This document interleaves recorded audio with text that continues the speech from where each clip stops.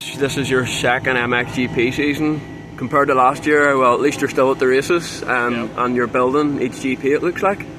Yeah, that's true. The first GP in Argentina went actually quite well. I finished 8th overall, and then I had two difficult GPs. Bad starts, some crashes, and start crashes and stuff. So it was quite difficult. But then last weekend was good again, and I finished 10th overall. So getting better and better each time I step on the bike. So yeah, it's nice. Yeah, and I have to ask you about France. I mean, that didn't look like Jago Geerts on the bike at all. I mean, and you have good memories at that track, and the bars seem very high. What was going on with the bike there that weekend? Yeah, we tried a few different things. Didn't ride good on Saturday, didn't have a good feeling. And then Sunday was a lot better, but the results didn't show it.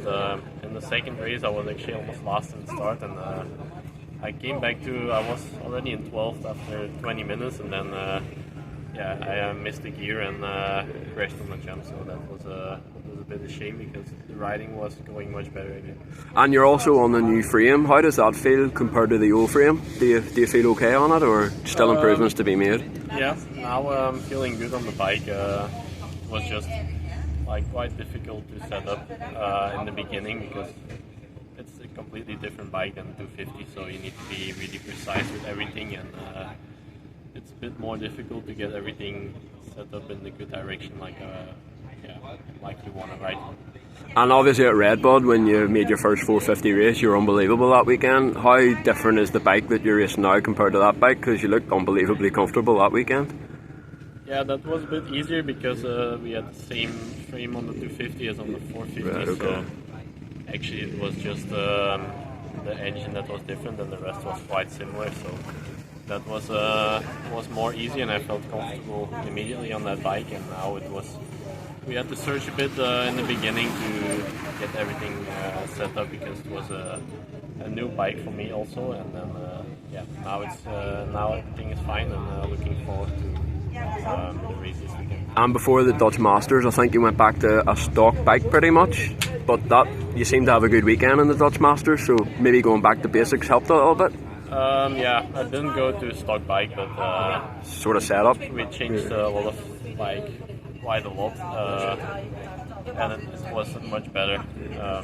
Felt really good felt really good there. It was fun to ride again at the Dutch Masters and get a good feeling again on the track the tracks that I know really well from a lot of years ago. And have you changed the bike much from the Dutch Masters, or are you happy with it and sort of kept it from the Dutch Masters? Now we kept it the same actually, just some small changes, but like you do for every race. And Raiola was a step in the right direction, especially in time practice. It was nice to see at the top of the timesheet, so that must have given you a lot of confidence. Yeah, for sure. The time practice went really well, and I had the speed already for a few laps, but it was difficult to keep it the whole model. So that's what we are now trying to build and get more confidence on the bike. And obviously you're very fast in sand. How's the hard pack prep been going since you changed setup for the Dutch Masters? Do you feel more comfortable on the hard pack now? Yeah, we did the training here in Italy last week and this week, and I felt also really comfortable on the bike. So we will see this weekend. It should be okay. And I think over the winter, just after the Nations, you announced that you were going to be working with Joe Roland. How did that all go? I believe you're not working with him anymore. No, not anymore. It was quite good working together, but it felt that it was not really 100%. We had not really the same vision. So now I'm working again with Steve like before. Yeah, I was going to ask about Steve Ramon actually. When did you stop working with him? I think it was after your last year in MX2. Yeah. And you're back working with him. So what's that like? You're kind of similar. Like even when he was a racer, you're quite similar styles and quite similar mindset. Do you like having somebody similar to bounce off? Yeah, it's really good. It's I think I worked together almost 7 years with Steve before, and now again, so we know each other really well, and he knows also what I want with the bike and what my style is like. So it was immediately I had a good feeling again to tour together with him, and since then it's going really well. And goals for the rest of the season, is there anything specific you'd like to achieve, or is it just one GP at a time and stay injury free unlike last year? Yeah, just one GP at a time and keep improving every race. I think there's still a lot of racing left, and I'm feeling more comfortable every time I go on the track, so it should be.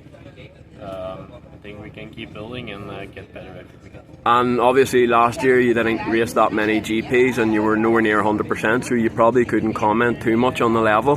How do you find the level of MXGP now that you've got your feet wet? It's quite high out there. Yeah, for sure the level is high. It's different than an MX2. You need to really have a good start if you want to compete with the top guys. And the top is really wide, so we have a lot of good riders that can finish in the top 5 and even in the podium.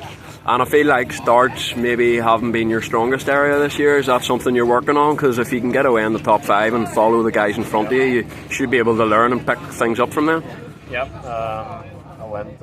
We did some testing this weekend. And today also on the start practice. Feels quite okay, and we will see tomorrow. Perfect. Thanks for your time, Jago, and all the best.